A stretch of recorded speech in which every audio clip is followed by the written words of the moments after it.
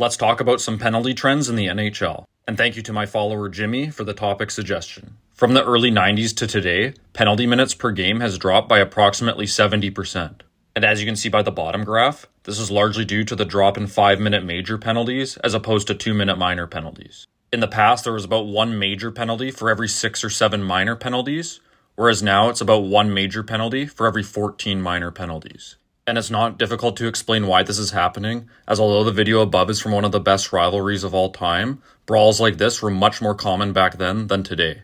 Also 30 years ago, it was common to see players whose sole purpose was to hit and fight, whereas in the modern NHL, these same enforcers are required to have noticeable skill that'll help the play.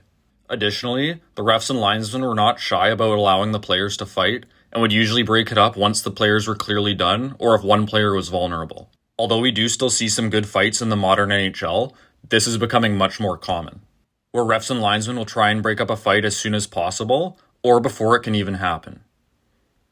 Although minor penalties have also dropped significantly, falling 50% since the early 90s, majors have dropped by 75%.